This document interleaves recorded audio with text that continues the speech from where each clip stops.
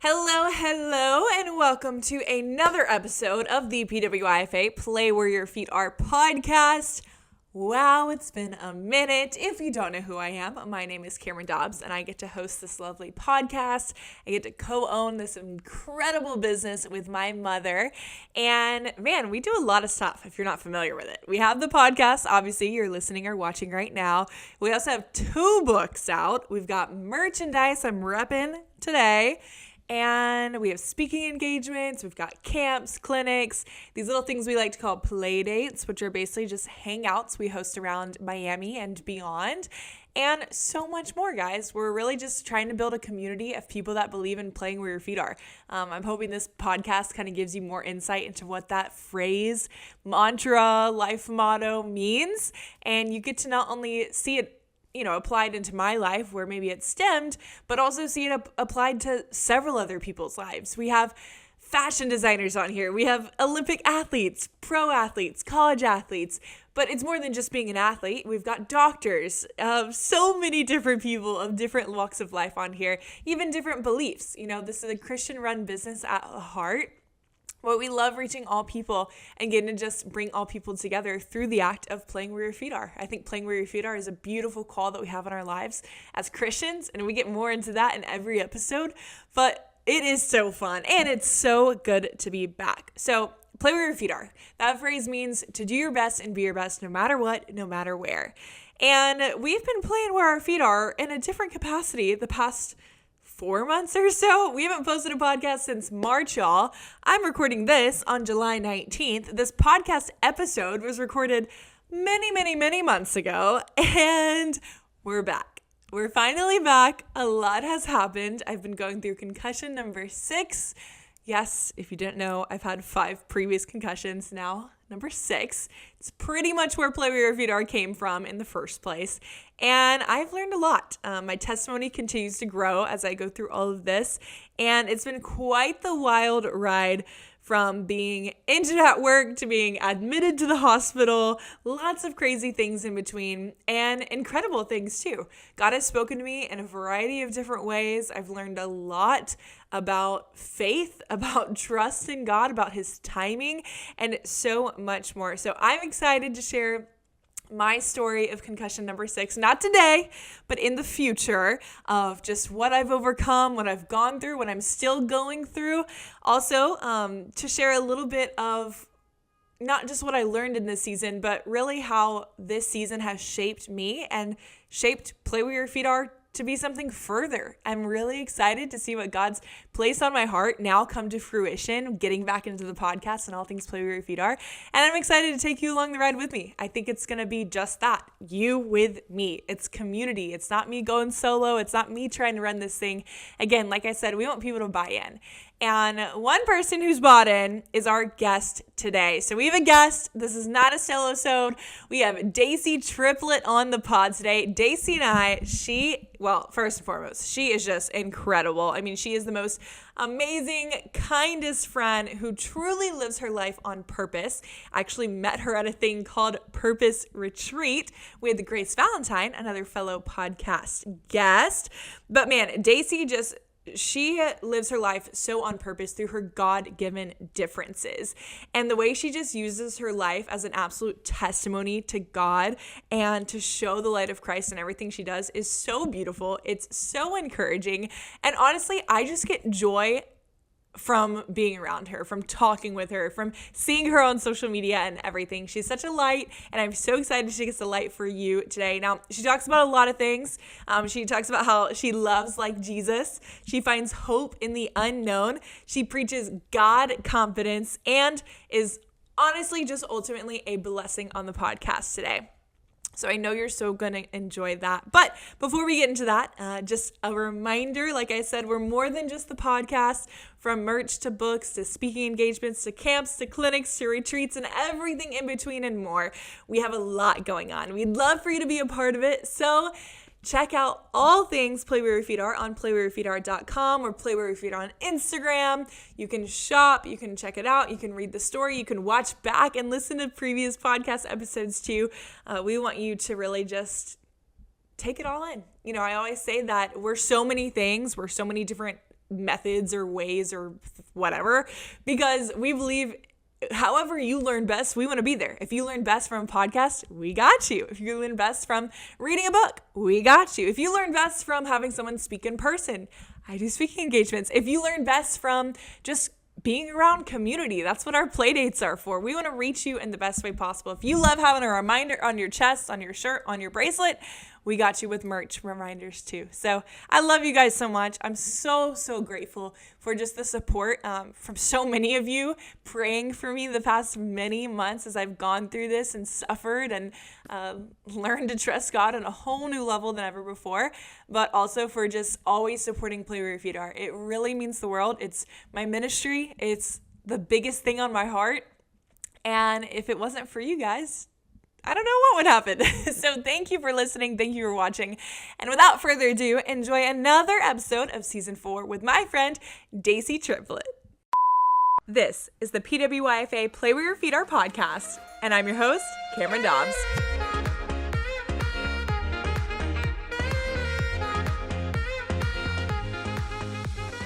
Dacey Triplett, welcome to the PWYFA Play Where Your Feet Are podcast. Thank you. I am so happy to be here. Thank you for asking me to come on. It's a privilege. Oh, it is a privilege to have you on the show. And it's about time, Dacey, because we have been trying to make this happen for over a year now. We met about a year, yeah. Insane. We met about a year and a half ago at Grace Valentine's Purpose Retreat in North Carolina. And it's so funny because I've seen, God working in everyone's lives there that we all met at retreat. But I've also seen everyone or God working through everyone on the podcast, because we have since had Grace on the podcast. We've had Brooks on the podcast, and now we're having you on the podcast. So I feel like this is just like post-retreat, everyone's just coming here. So it's been a blast. Right. Yes. It's been a blast seeing the purpose that has brought to the podcast as well, which has been so fun. But Dacey, it has been a blast getting to know you and getting to know you at retreat, but then really getting to know you on social media and staying connected there and seeing your life. And so for those that maybe don't know you or who you are or what you do or what you're about, can you just give us a little intro of kind of where you're from, where you went to school, and a couple of fun facts like that? Yeah, of course. I'm Dacey Triplett. I live in North Carolina, the mountains. So I went to App State and graduated in May. So on the journey of post-grad, which has been interesting but exciting. I wasn't a school person, so I'm actually kind of enjoying post-grad. But so I've lived in the same place my whole life in a small little town, about 45 minutes from Boone, North Carolina, and have loved growing up here so much. And then, so also the interesting thing about me is that I was born with achondroplasia dwarfism, and I was like the first person definitely in my family to have it, and honestly, probably the first one in Wilkes County where I live. So it has been a crazy journey, but I have loved it, and it's been so sweet, and God has worked through it so much. Some little fun facts about me is I love to write. I am a huge foodie. I will try anything, and I love to travel, but I really like to travel just to try new foods. I love that so much. I was going to say, you better bring up traveling, because I feel like every other weekend you are on some girls' trip somewhere having the time of your life. I know. It has been a busy month. I'm headed to the airport actually Saturday. So Good for you, girl. That is how you steward your time well in that in between right. post grad and before you get full-time job stage. I love Yeah. that so much. Another thing I I'm love Yes. Another thing I love about you, Dacey, is I remember when we connected at retreat is we both found out very quickly we were both sports girls. We were like, yes, like you worked with baseball a lot. Like we talked about the things that we were similar in. And so I found that we have so many different similarities, and it's been cool to really just find those out in person at retreat, but then seeing them online as well. But of course, I mean, you mentioned one thing that is seemingly pretty big, and it's become a big part of your story, and it's a beautiful part of your story. And it's like you said, the fact that you have been born, or you were born with dwarfism. And so could you just tell a little bit about, what that exactly means, how it's impacted your life, maybe different types for those that could be educated further on it? Yeah, of course. I love talking about my dwarfism. It's my favorite thing to talk about, secondly to God. So I will talk about it. So for me to have dwarfism, I'm only about 3'11" and I'm 23 years old, so that's definitely not your normal 23-year-old, but it honestly has been such a blessing. The only physical differences I have are I have shorter arms and shorter legs. Everything else is completely normal, just like any other person. It doesn't affect any of my like mental ability, like everything's good, and so really it's just the height. But I for me, it has been a challenge. Like any other difference in your life, it's been a challenge, but I've loved overcoming these challenges and I love to prove people wrong when they tell me I can't. So it's been really sweet. And like I said, dwarfism is a huge part of my story, and the Lord has used it more than I ever thought He would because for a long time I didn't love who Daisy was. And we'll get into that later on for sure. But really, just there's a ton of different types of dwarfism. I have achondroplasia dwarfism, which is the most common type of dwarfism. And that's where you just have your short limbs and you're about 4 foot tall. But thankfully, I haven't had a whole lot of like health problems, but I know that does come a lot along with achondroplasia sometimes. And I know friends that have had a lot more health complications than I have in my life, which that's just another blessing in my life. But dwarfism is just a different perspective of life, but I love it. I wouldn't change it for anything.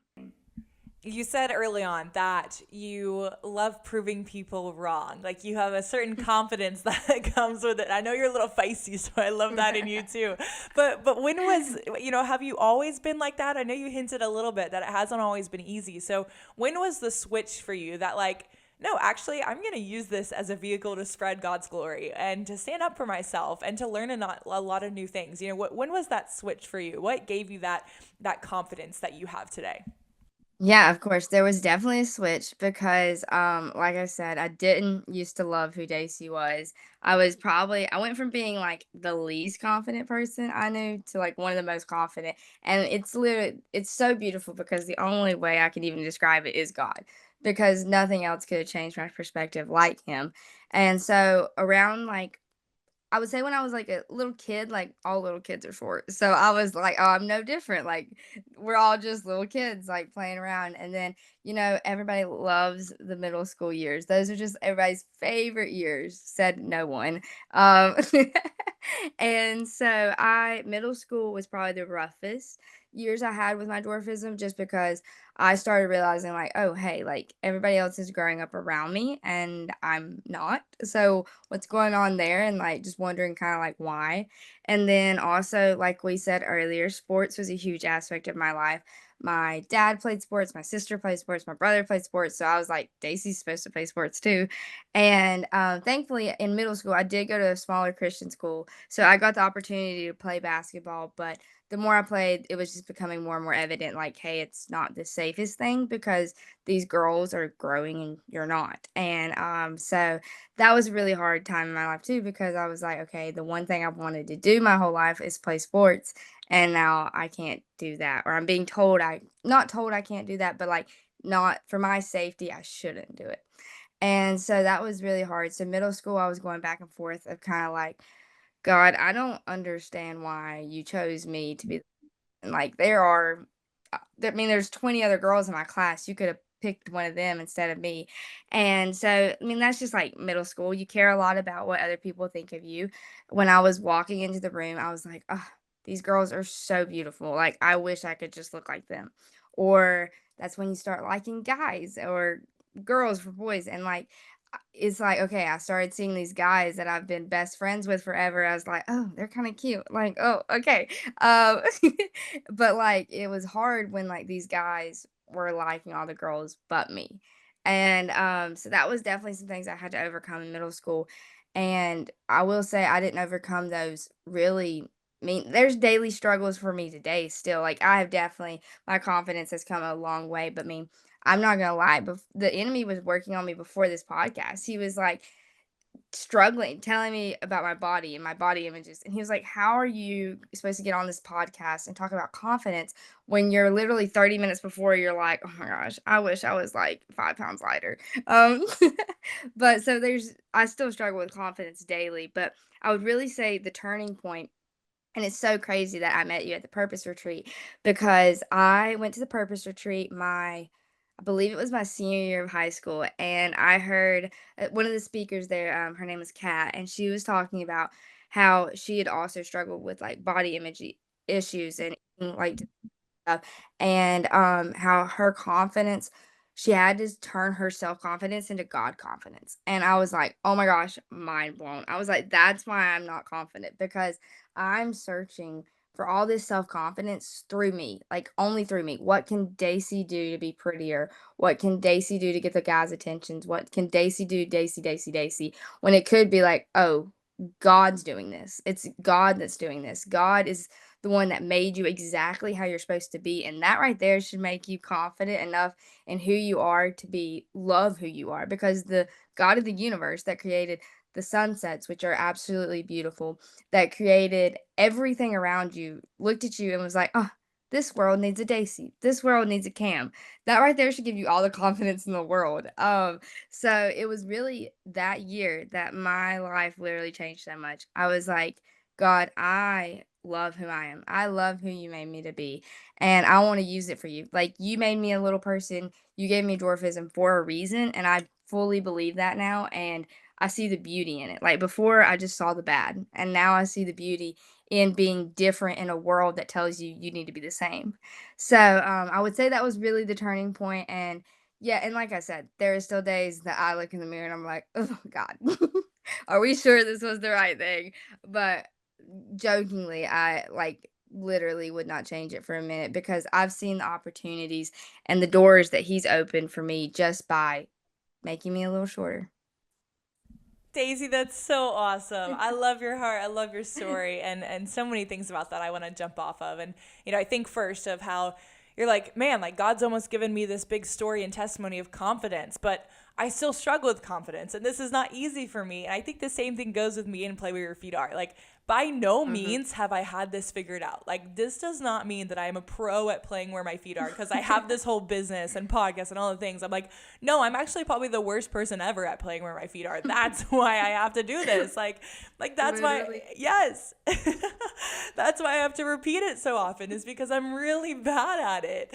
And so I think it's beautiful. Like, it's as equally confident boosting in yourself as you speak about confidence, but it's also so convicting. It's like, oh, if Mhm. I'm going to talk about this, that means I'm Yep. going to be held accountable for it. Like, people are going to be looking to me for confidence. So that means I better be a confident person. And if I'm not, or when I'm not, then I need to figure out how to get confident, or how to remain confident, or how to be confident when I'm not confident. And of course, that's where you bring in God. The fact that we're not confident in our own strengths, our own abilities, our own beauty, or whatever it might be. We're simply confident in God and who he made us. And the fact that, like you said, like, he sent his son to die on the cross for us before we ever did anything. And so we didn't earn this salvation. We didn't earn Mhm. his son going to die for us. We didn't earn anything that God has given us, because he already gave it before we even existed. And he knew our name. He said he wanted a Daisy on this planet. He said he wanted a Cam on this planet. So, so awesome. Daisy, that's incredible. And I love that you talked a little bit more about Purpose Retreat too, and how not only did you start out as a camper, but you've proceeded to then follow up as a leader. You now are a leader at Purpose Retreat, which is so cool to see you up there on the stage speaking and telling your story after you found purpose at Purpose Retreat as well. Another fun fact about that is that Kat is actually one of my former high school classmates. We went to school together. Yeah. That, that is so crazy. Yeah, so small world things there is that It I went to is. school with Kat and her entire family. Her last name before she got married is Foreman. So all of the Mhm. Foremans, they went to Landmark Christian School with me, and we love their fam. So I love that. I'm seeing her impact so many different women in different ways, and a lot of things in confidence and body image and eating disorders and injuries and so many things that she's faced. And I've been able to see her face that even all the way back in high school. And so it's so cool to see God working through all of our lives. But Daisy, let's keep going with you here. You talked about so many incredible things, and one of those, of course, is you're now using this life you've been given for a purpose. And so I want to ask, how, like logistically speaking or practically speaking, because it all sounds great. Yeah, let's use my life for a purpose. Let's have this confidence in God. But how do we actually do that? How do you actually do that? No, of course. I mean, that is a great question, because I mean, I'm still figuring out my purpose every day of like different ways I can, but I would say the way I'm using my purpose is honestly just trying to show people how to love each other. Mhm. Because being different, like this world, it's all about being different, but it's also telling you everybody wants you to be the same. With social media, you're being influenced to be the same. And I'm trying to use my purpose and to show people that God made us all different, and that's what makes us all so beautiful. And that you can take your difference and you can make like your difference is literally probably God's favorite part about you. Because he looked at you and was like, ah, I want her to look like that, or I want him to look like that, or I want him to do that, or this or that and that. And like so I think I joke all the time. I'm like, my dwarfism is definitely God's favorite part about me. And so just like you can use it and make it your purpose when you're content with it. Because that was my thing. I was never content with it, but now that I am content with it, and it's not just contentment, but like I find joy in it. Like he's opened up, like God will open up those doors for you to use your purpose. Like he's opened up doors for me to be on podcasts. He's opened up doors for me to speak. And like, even though, yes, my audience, a lot of times I love to talk to any other young girls struggling with body image issues or other girls with dwarfism because it's hard when you feel like the media is filled with a bunch of girls, beautiful girls, even like Christian girls, but they're not Christian girls that look like you or like that you feel like you can relate to. So I've loved being that for other girls too, of just like, hey, like, yes, this media may all look the same, but like, there's me. I'm here. I look like you. Like, we're the same. And so just being that voice for someone that might need to hear it. Like, even, and I tell myself every time, like, I speak or I write, if you speak or you write and it's for one person, and that's the only person that it was for, but and they're the only person that likes it, they're the only person that shares it, that's what it was for. You don't need 10K likes on it, or you don't need like 100 reshares on it, but it was for that one person and it reached that purpose and just person. And so just knowing that your purpose, like God gave you a purpose, so like embrace it, like go for it. It can be scary. It can definitely be scary, but just to go for it and trust him too in the process. Amen. You got me over here taking notes on my phone, so that's what I'm doing on the side here.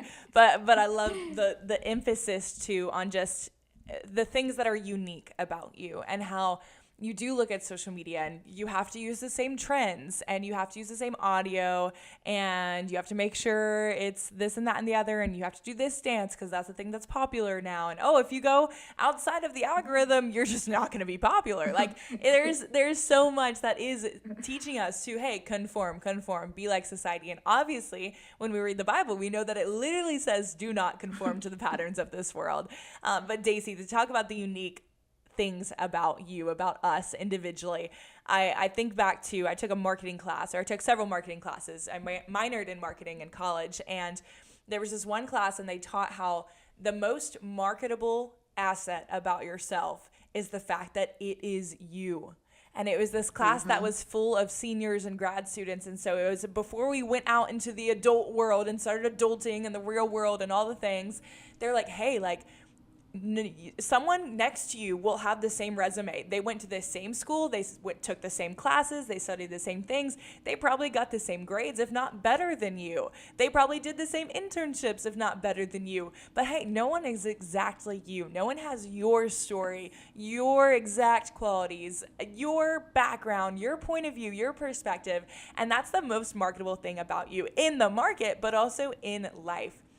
Your unique qualities that you have that no one else has. The fact that God has made, I don't even know how many people over time in the world, yet every single person is unique, blows my mind. And so if he is making every single person unique, there's a reason for it. God is not a God of happenstance. He's not a God of just coincidence. He does everything with confirmation, with confidence, just like you, and knowing that it is for a purpose. We were made for a purpose, on purpose, by purpose, and all the things. So it's so cool to see just the things that you preach, Dacey, and the fact that you have been giving these great platforms to do so, whether it is a podcast like this, or your own blog, or growing your social media, or writing for Live Original, and speaking, of course, at Purpose Retreat, and so much more. We know that this is just the beginning for you, and the best is yet to come. So it's been a joy to have you on the podcast, and we're still going. By no means are we wrapping up now. But I'd love to talk a little bit about the logistics side of living with dwarfism and kind of the things that we just don't know and how we can be educated today. And so tell us a little bit, what are some maybe misconceptions or myths that you might want to debunk about dwarfism? Yeah, definitely want to talk about that, but I gotta hop back and say something about something you said. Rewind, rewind. Rewind real quick. Talking about just like the marketing class and like Mm. you is the best thing you can market. That has literally been like what I have lived by since I've found this confidence in God is like God created you. Like he created you exactly how you're supposed to be. And it's just like this social media. Like I love social media. I am social media gal. I love it. But this world of social media is trying to influence you to be like everybody else. But nobody can be you better than you can be you. So like don't try to change yourself to conform into something that you're not just because it's going to please others. Like I have to catch myself like if I'm doing something just on social media because it's something I know will get a lot of likes, but it's something I don't even really care about or it's not even really Daisy, I'm like that's not you and it's honestly not even going to be that great of content. So it's just being that God created you to be because that's when you're going to fulfill your purpose more. If you're trying to be somebody else, then you're not going to be chasing your purpose. You're going to be chasing their purpose and you're going to miss yours. So like just being the you that God created you to be. I want people just to see that because I see people just trying to change so much to be someone that they aren't. And I just want them to see the beauty in themselves.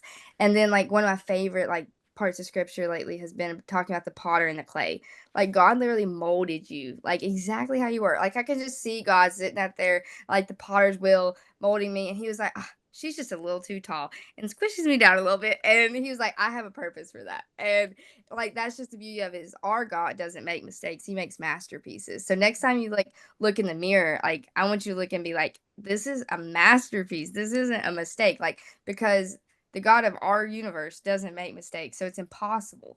Like, he only makes masterpieces. So, I just had to go back on that. That's so good. I had a couple snaps in the background there. Oh my goodness, Stacey, I love it. He doesn't make mistakes. He makes masterpieces. Beautifully said. I Mhm. love that so much. All right, Daisy. Well, as we keep moving on, we'll go back again now. I know we're out of order, but we're just going. We're flowing. Because I do want to hear, from the perspective, like you said living with dwarfism is just a different perspective, and so I would love to learn that perspective today. Of course, I will never fully know, but I can try, and I can try to understand, and I can learn, and we have you here to help us do that. And so, talk to us a little bit about, again, just how can society better serve those that maybe have dwarfism, or maybe some misconceptions or myths that you might want to debunk about it. Yeah, of course. I saw those questions. I thought those were really cool questions. I was like, I love this. So I took some notes on it. And so one thing about having dwarfism that I've noticed, it's not a common thing, but a lot of times, just how you treat us, like how you treat someone with dwarfism, like we're a person, not an object. So like I want you like when you see a little person, just like look at them like, oh, they're a person. And most people are definitely like that. I've just had a few experiences where they're like, will, like, put their arm on me or something, and I'm like, "Am I a nightstand?" And so, just the perspective of, like, hey, like, everybody is human, everybody has a story, and, that would just be because. I'm super thankful because I've not been extremely bullied in my life for having dwarfism, but I have quite a few other little people friends that sadly have. And I think that just goes to back to what I said is like, I don't know how you could bully someone and look at them and be like, they're a creation from the creator. And you're looking at them and telling them, like, you're pointing out all their flaws or everything that you think's wrong with them. Like, I personally could never imagine doing that. And so I think that's when a person bullies them, they're looking you don't see that person as a person. You see that person as an object. So even just not even speaking for me really, because I haven't been through that as much, but like for my fellow little people, like they have been bullied. And I know in that moment, like there's no way that bully or whoever looked at them and saw them as like just a human. Like you can't say those things or do those things to someone that you think has a beating heart and that is loved by God. So that would be a big thing. Let me think. Another myth. It's just, again, that we're normal. We're really normal, except and we can do everything anyone else can do. It just might look a little different. Like, I can drive a car, I just have to drive it with pedal extensions. I can reach stuff in the grocery store. It might just take me a little longer. I might have to ask help. You might see me climbing a shelf occasionally in the grocery store.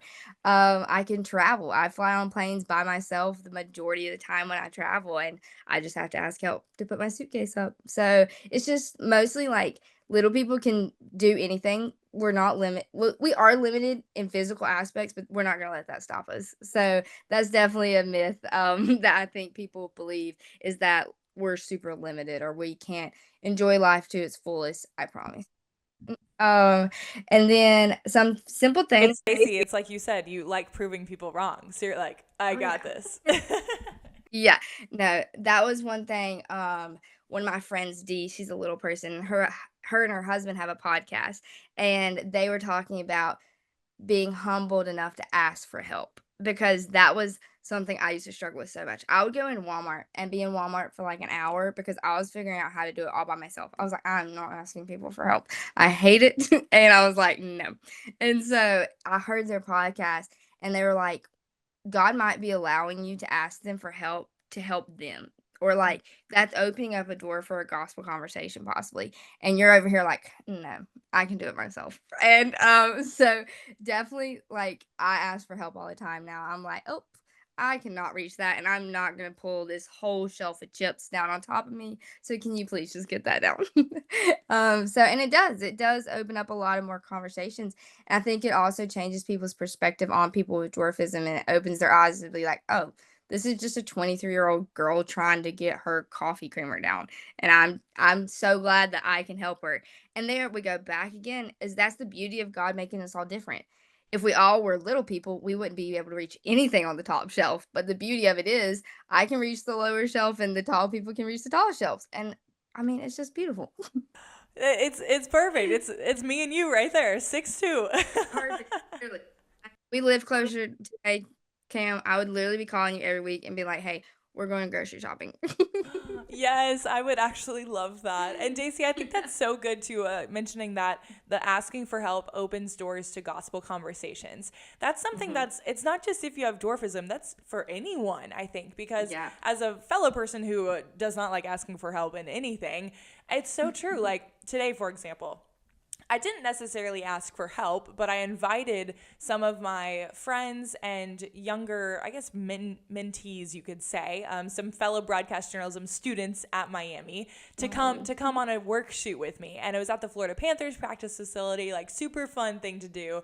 And they had wanted to shadow me and kind of be involved. And so I was like, hey, like, I'm actually doing this shoot. I could use your help actually and put you in the shoot. But if you want to come along, like feel free to come along and shadow me. And so that was an opportunity to open up the door for conversation. And we might have not talked about God, but we talked about broadcasting and being in the TV industry and doing it and working hard and things like that. And so, like you said, like asking for help, the goal in what you're asking for might not be the goal in the conversation. You could be opening a door to talk about so much more than that, and to showing your light of Christ and to being an influence on them for more than just grabbing your coffee creamer from the top shelf. Like there's so much more to this. And so I just love that point from someone who's independent and doesn't like asking for help. I am reminded tonight that asking for help opens conversations. No, and I agree completely about you saying like it's not just for people with little, like not people with little people, but people with dwarfism. Because even like the feeling different part about feeling different, there's not a single person on this earth that has never not looked in the mirror and felt something was different about them. So when I'm speaking about this difference, it may not be dwarfism. It may be the color of your skin. It may be the fact that you're 6'2". I mean, like I will never know what it feels like to be 6'2". And so like everyone has a difference. And so the world, like I said earlier, like the world's all about accepting differences, but it also is not.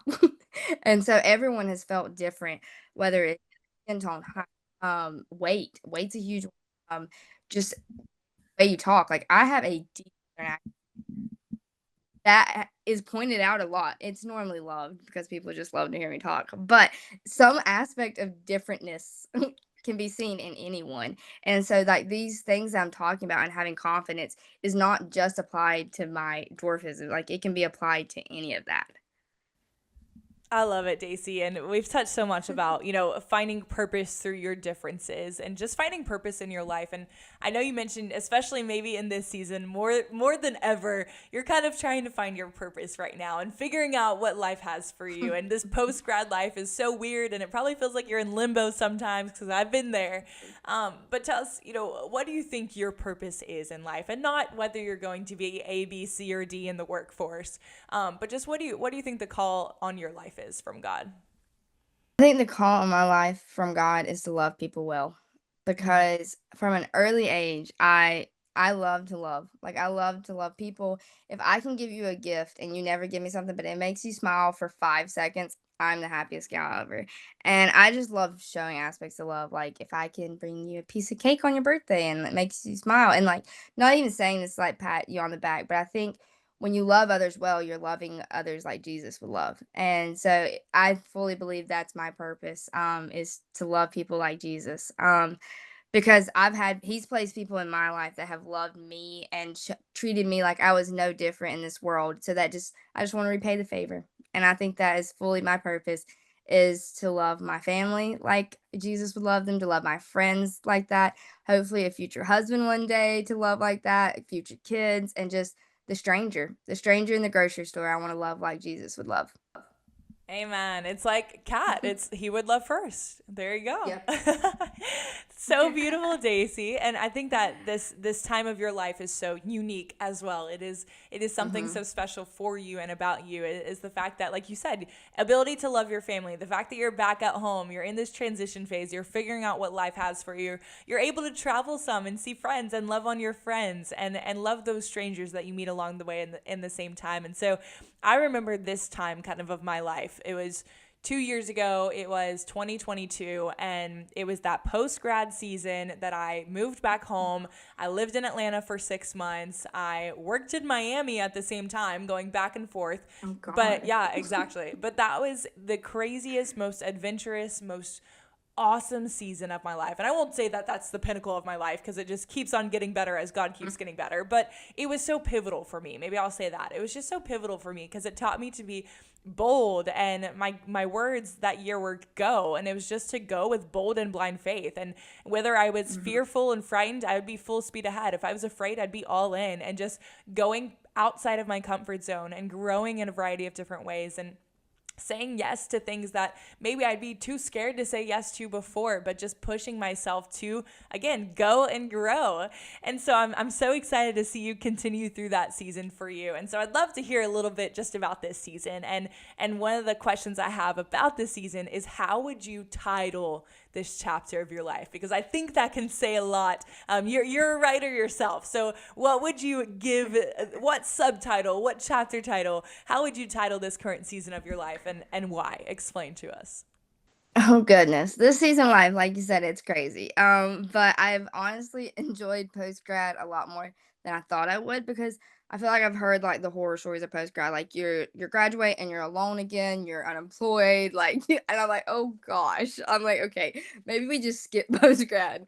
But I've really enjoyed it. Like you said, I got to come back home, and it's been really sweet to be back home and just be back in my hometown. I didn't realize how much I missed my small little town. So I think it's been really sweet for God to show me, like, how to appreciate what He's given me. But what I would name this chapter in my life, or this season of my life, would be hopeful in the unknown, because I don't know what tomorrow holds, and which we none of us do. But like, I don't know where I'm going to be working in a few months. I don't know what I'm going to be doing career wise in a year. I don't know what state I'll be in next week. I don't know if I may meet my future husband in a month, or I might meet him in 3 years, or I may never meet him. I may be a single gal, but like, just hopeful. Like, I'm just being hopeful. Like, I hope God has some crazy plans out there for me. I hope lets me continue to travel a lot. I hope He has a career in writing and social media and whatever is going to please Him. And I hope that my future husband is out there and I meet him sooner than later. But and I hope I get to be a wife and a mom one day, but it's all unknown. I We may wake up and God may come back tomorrow. So it's just unknown, and just trying to remember to trust him and just don't lose hope.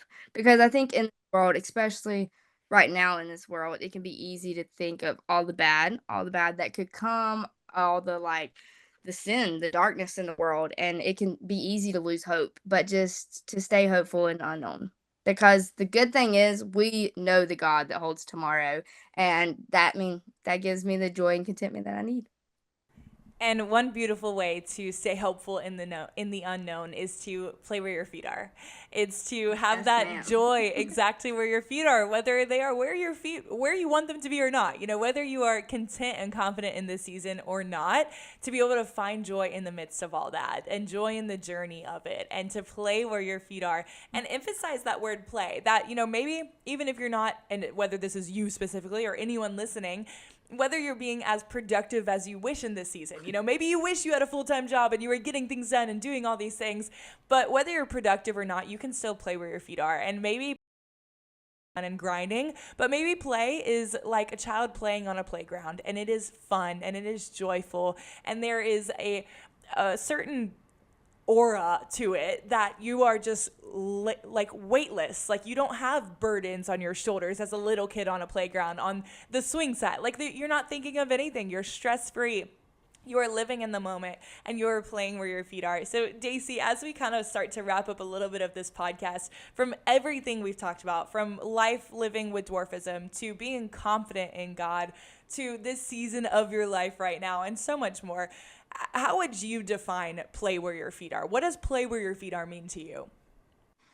To me, play where your feet are is literally to enjoy the moment that God has you in right now. Because, like I was talking about earlier, life could change in a second. Like, if you know me deeper, I also struggled with that's another part of my story is I struggled with singleness for a long time. And a long time, that's all I would think about. All I think about is like, oh my gosh, I still have not met my husband yet. And the beauty of it is, God could bring my husband into my life tomorrow. And I would look back on it. How did I spend my last day in single? Was it glorifying to God or was it sitting in my room moping? So just like enjoying the moment that God placed you in right now because life could literally change when I hang up on this call. Like life could change. And so just enjoying where he's placed your feet at in the moment and just finding the joy in every moment. Like I'm not gonna lie, my little part-time job, I love it. I'm thankful for it, but I don't always want to wake up and go to my little part-time job. But like just praying every morning, like, hey God, like let me find the joy in something today. Let me find the joy in being able to go to work. The joy that like you give me the health to be able to walk and go to work and talk to all these people at work and see all these people and thank you for giving me a job. Like, let me find joy in that you give me a job that gives me money to buy the plane tickets I go on and travel. And so just finding the joy in the little things is what I feel like play where your feet's at is a lot about is just enjoying where you're at. And for those that are listening to this and they're like, wow, Daisy, that's so good. I want to do the same thing. I want to find the joy where I'm at. But they're like, oh, but that's really hard and I don't know where to start. What would your piece of advice be for them? You know, where, but besides just, well, where their feet are, how can they start by doing that? How can they find joy in the moment? How can they be present? How can they be grateful? I would 100%, my greatest advice would be prayer. Every morning, start your morning with prayer and ask God for that joy. Because there's a lot of days that I don't have that joy and I'm like, my life is so boring right now and I do not want to go stand at a cash register all day. But literally and I can feel the difference when I don't start my day in prayer or asking God for that joy in the little things. So I would really that is my biggest piece of advice is prayer because God's your best friend. He wants to be there. He wants to help you through the boring days. He wants to help you through the super exciting days. He wants to help you through the super hard days. So, literally going to him about everything in prayer. Literally, if it's the smallest thing, like if they mess up your coffee order, ask him for like patience or ask him for joy, even though you're and I mean, you might pull up to the coffee shop and see someone you hadn't seen in years, and that might be the whole reason you went, even though they messed up your coffee order.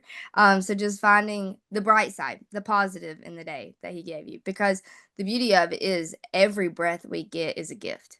And so, I mean, just finding joy in that, like every breath you take is God has a purpose for you because he kept you here. Amen. They always say that if you still have a pulse, you still have a purpose. So if Yes. you're still living and kicking on this planet, then God's got something for you. You know, if you're not dead, then God's not done. And it's all the little cliche sayings we hear, but they're all so true. Dacey, I love you. I love your story. I'm so glad that you selected some time that we finally, after a year and a half, made this Yes. podcast happen. But man, this is just the tip of the iceberg of your life, of what inspires you, of how you inspire others. Like you said, you have a whole other testimony of even in singleness. And I'm sure you have a whole other testimony in a million other topics of your life as well. And so, maybe that's episode 2, 3, 4 that we have you on the pod. Yeah. But this is just the beginning for you. And though this episode is ending, we want to make sure we stay connected and see everything, whether it is blogs, more podcasts, writing for a Live Original, writing for yourself, doing Purpose Retreat, other retreats, anything and everything. We want to stay connected. And so I'd love to know, where can our followers best find you and follow you? Where can we see your information and so much more? Of course, your followers can follow me on Instagram at dace.trip. That's where I post the majority of my information. And then I also have a blog called budace.com. So you can find my writings there. And then I guess just be out and looking for my name in the upcoming year. We'll see what the Lord has for us. Amen. I love that. Look for my name. We'll see what happens. I love it, Dacey. Man, truly, they say it at my church at the end of every service, but the best is yet to come. And I am so excited, like I said, seeing what God has done or did do in my life during that weird, awkward limbo post-grad season, and yet how fun it was and how much I learned and how much I grew. And I'm just literally in awe to see what he's going to do for you, and just at the edge of my seat ready to see your life explode in the best way possible. And just God is going to continue using you and putting you in the right rooms and in front of the right people. And I believe that I believe your platform will be huge. And it's not because of anything in social media or that's cool or whatever, but because I think you have a powerful story and God's put something on your life that is unique. And it's not just unique because it's something unique to you, but I truly believe that the calling he's put on your life, he knows that you can handle it. And so I think he's going to give you places and platforms that are Ephesians 3:20, more than you could ever imagine, girls. So stay encouraged, stay inspired, keep inspiring us. We thank you for educating us as well on the pod today. And we officially welcome you to a part of the PWYFA Play Where Your Feet Are family. It is an honor, and thank you for inviting me to be on the podcast. And Cam, you don't cut yourself short. You are amazing, and I am so excited to see what God has for you and your life upcoming. I think it's going to be so exciting. Amen to that. For both of us, the best is yet to come. But Dacey, we love you so much. I want to give you the final floor one last time. Any gold nuggets or just good tidbits you got left? My gold nugget, like I said before, is be the you God created you to be, because nobody can be that you better than you. Amen. There's your mic drop moment. And ladies and gentlemen, that is Dacey Triplett. Dacey, thanks so much for hopping on the pod. We love you.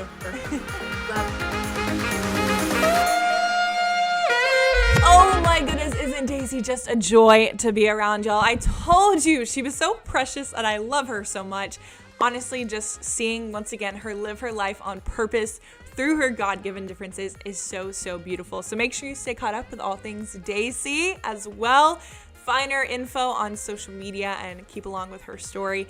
And while you're on the internet, on the interwebs, go ahead and check out all things Play Where Your Feet Are at Play Where Your Feet Are on Instagram and playwhereyyourfeetare.com for everything. You can find everything on the website, from shopping to the backstory and so much more. But I love you guys. Till next time, my story's coming. Be blessed and play where your feet are. Good to be back.